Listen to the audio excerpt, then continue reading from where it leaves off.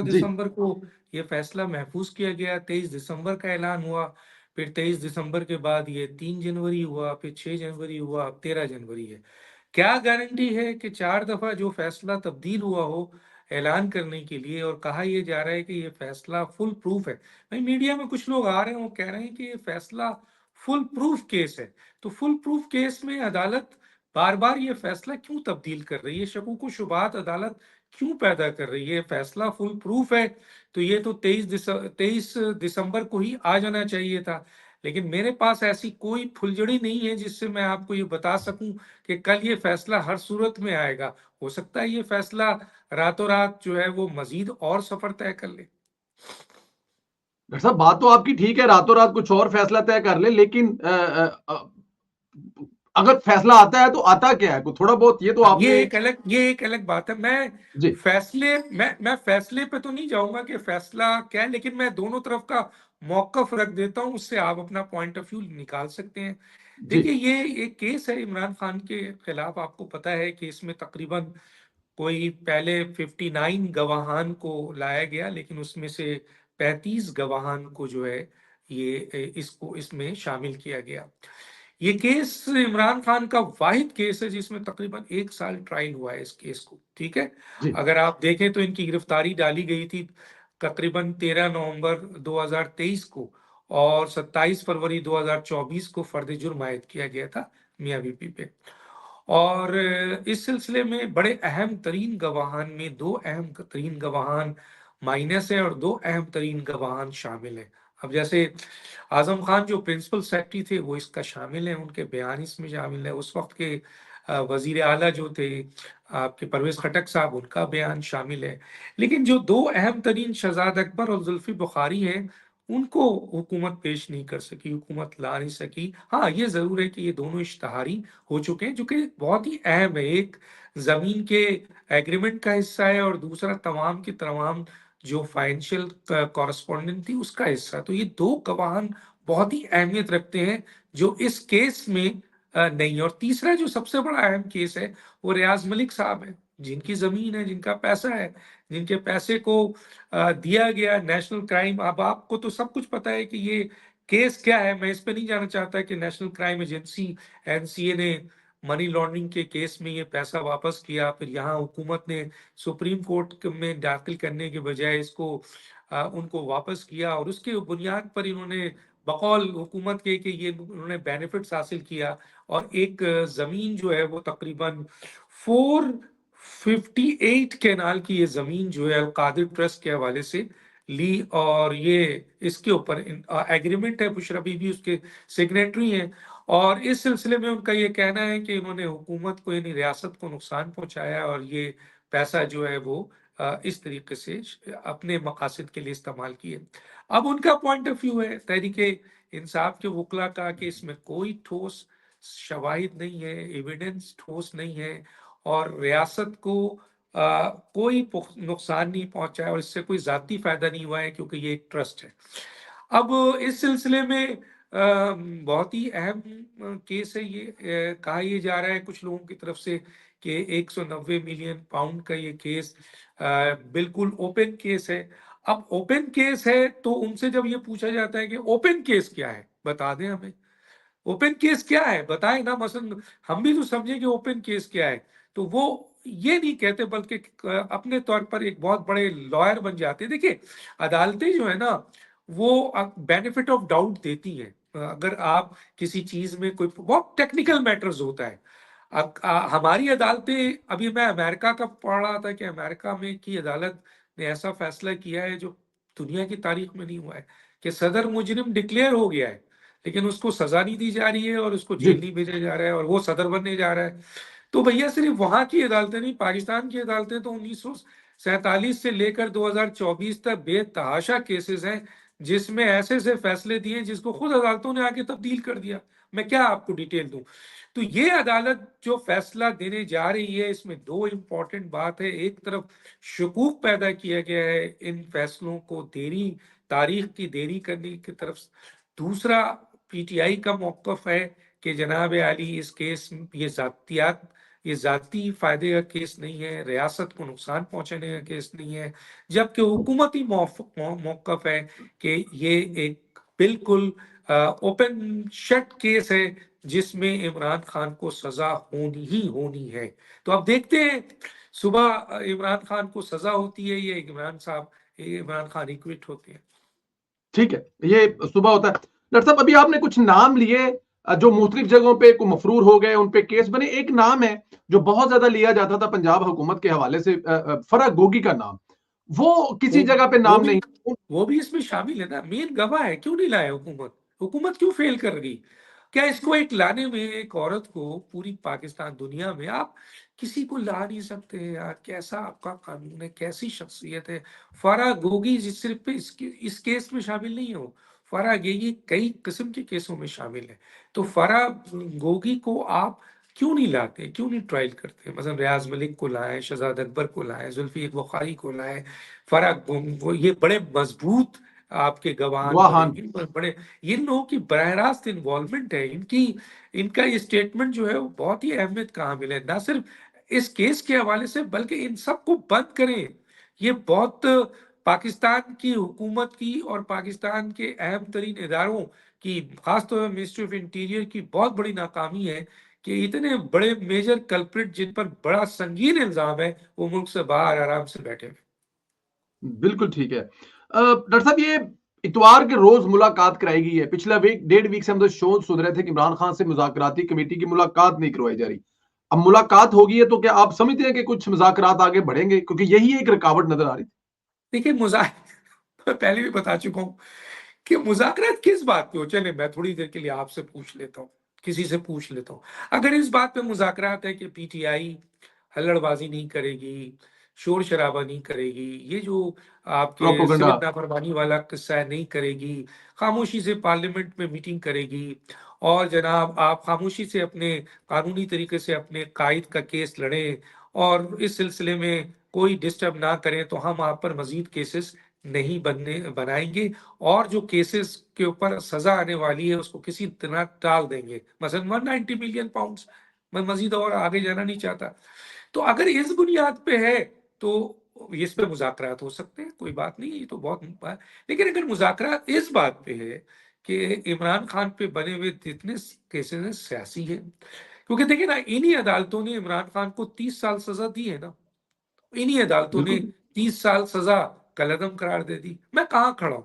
मैं आपसे पूछता हूं, मैं इस मुल्क की इस अदालत के ऊपर क्या कहूं? इस अदालत को मैं तो कहता हूं दो महकमा को, तीन महकमे को बंद कर दीजिए। एक इदारे को तो आप वो कर दें, क्या नाम है, प्राइवेटाइज कर दें, और वो है पार्लियामेंट।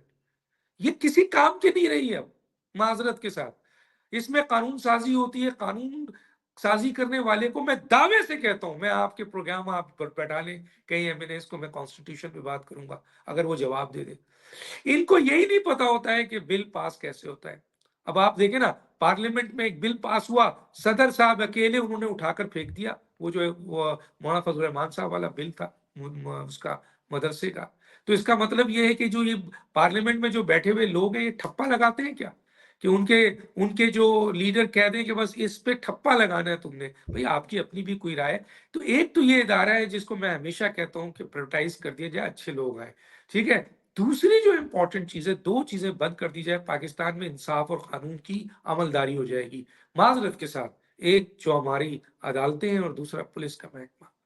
यकीन मानिए, इनकी वजह से जो क्राइम्स है, इनकी वजह से जो गलत फैसले हैं, इनकी वजह से जो मुल्क नीचे आया है, वो किसी भी, और देखिए ब्यूरोक्रेसी ने भी बहुत नुकसान पहुंचाया है, इसी तरह सियासतदानों ने भी बहुत नुकसान पहुंचाया है, इसी तरीके से फौज के चंद एलिमेंट ने भी नुकसान पहुंचाया है, इसमें कोई दो राय नहीं है। हमने भी नुकसान पहुंचाया है, मीडिया ने भी बहुत नुकसान पहुंचाया है, लेकिन इस मुल्क की तबाही के असल जिम्मेदार अदालती फैसले हैं। इसको कोई आकर माई का लाल सामने बैठकर कह दे नहीं है। आए कोई जज आकर सामने बैठे, हम जब भेजते हैं जजों को, बड़े बड़ों को, तो वो क्वेश्चन मार्क करते हैं, ऐसा क्यों? हम कहते हैं ऐसा क्यों नहीं, तो फिर जवाब नहीं आता। आइए, आप लोग जब 2 साल, अब मुझे ये बताए ना, ये आईनी बेंच क्यों बना?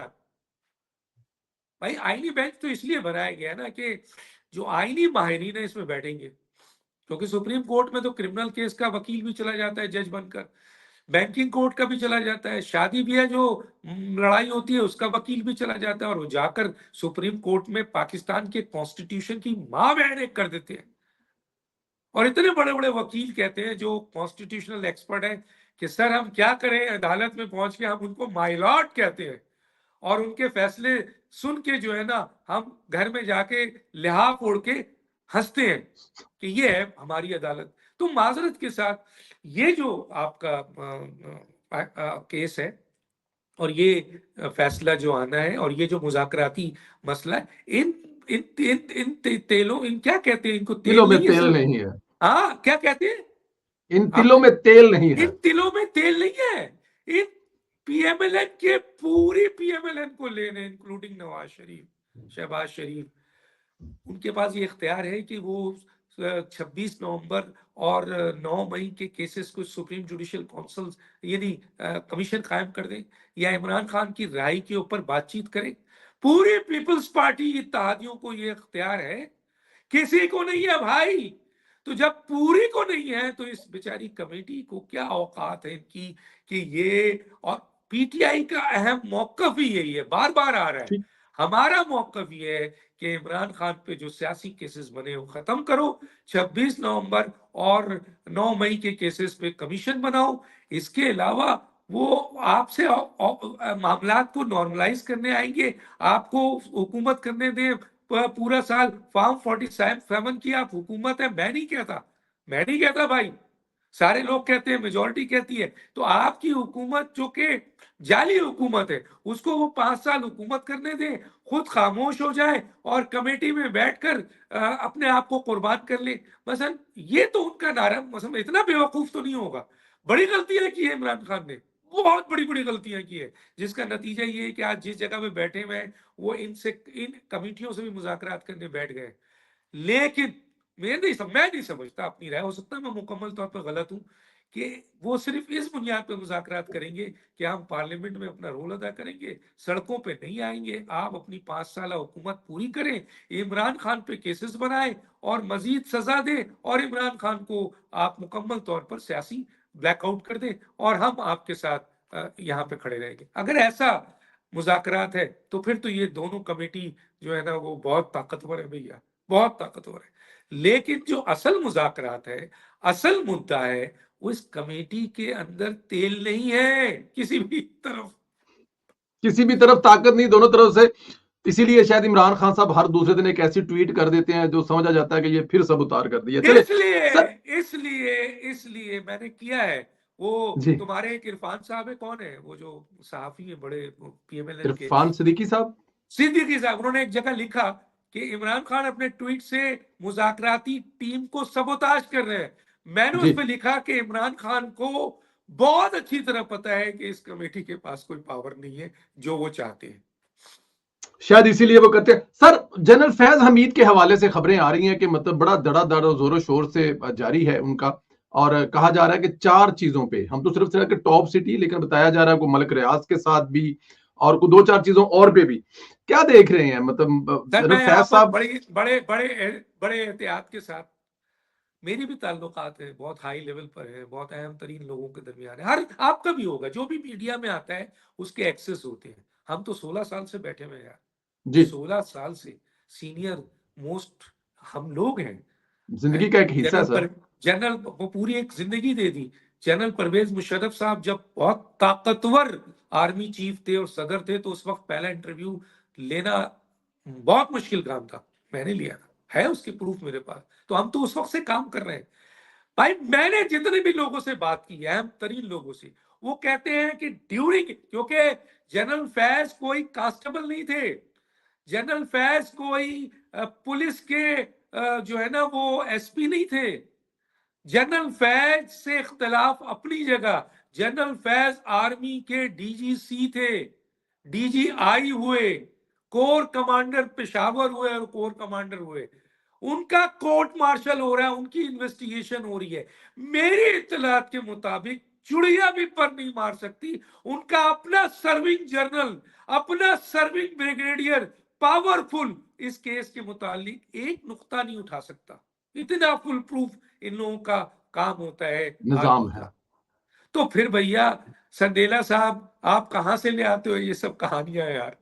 क्या जरूरत है ये सब कहानियां ला के रेटिंग को बेचने के लिए? क्यों इस किस्म की चीजें यार? मैं अगर ये कह रहा हूं तो किसी सर्विंग ब्रिगेडियर को, सर्विंग जनरल को, डीजीआईएसपीआर को आप लाइन पे ले और उनसे ये सवाल करें कि ड्यूरिंग इन्वेस्टिगेशन, जब जनरल इन्वेस्टिगेट कर रहे थे, इतनी बड़ी अहम शख्सियत को, कोई मामूली आदमी नहीं था, और उसका कोर्ट मार्शल हो रहा है, तो क्या मैं, आप या हम जैसे लोग इतना अप्रोच रखते हैं कि हम वहां की खबरें निकाल लें?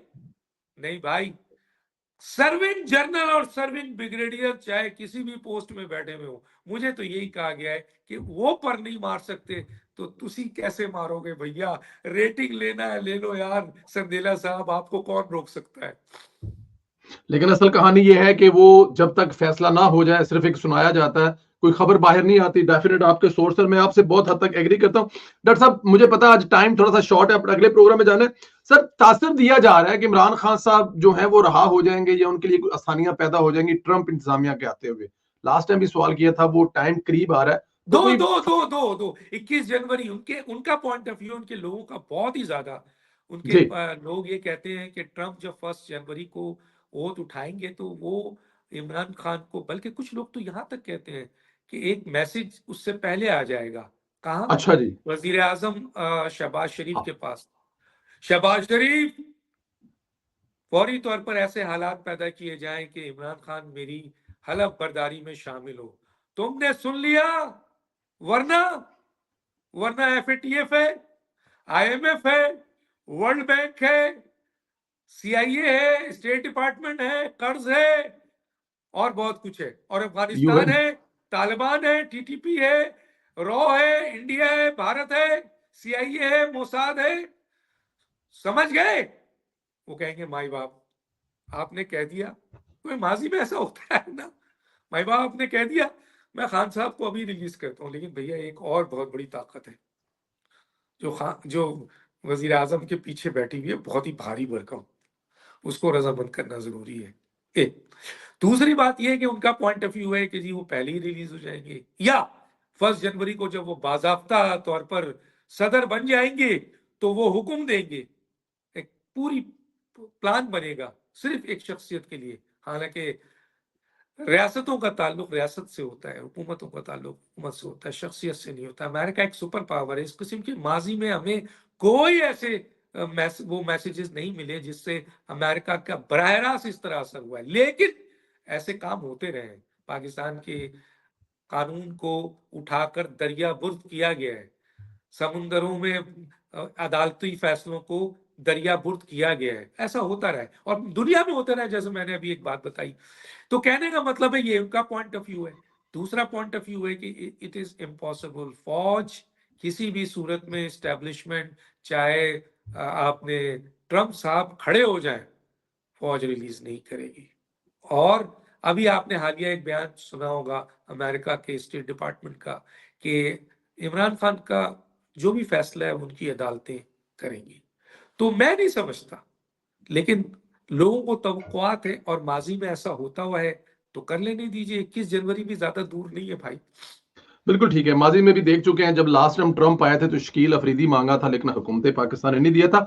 आखिरी सवाल सर, ये जो यूट्यूबर्स हैं जो शहबाज गिल से लेकर और इमरान रियाज और बहुत सारे यूट्यूबर हैं, करोड़ों रुपया ये हर साल कमा रहे हैं, जो बेचते हैं, मुझे और आपको पता है। बुशरा बीबी जो है, कहा जा रहा है पाकिस्तान तहरीक इंसाफ डिसऑन करने जा रही है क्योंकि इनकी वजह से बहुत ज्यादा नुकसान हो रहा है। आपको लगता है कि इन लोगों को डिसऑन कर सकेगी पाकिस्तान तहरीक इंसाफ? देखिए, पाकिस्तान, ये लोग बिकते इसलिए हैं कि इनके जो एक बहुत बड़ी व्यूवरशिप है, बहुत बड़ी व्यूवरशिप, वो यही चाहती है। और अब हम्म। तो मैंने आज एक ट्वीट किया है कि पाकिस्तान के 90% मीडिया जो है, जिसमें एंकर है, सहाफी है, मीडिया पर्सन है, खबर है, ये झूठ पर मबनी होती है, ये प्रोपेगेंडा पे मबनी होती है, ये आपके रेटिंग पे मबनी होती है, ये जो है वो ब्लैकमेलिंग पे होती है, शख्सियात परस्ती पे होती है। ये मीडिया है।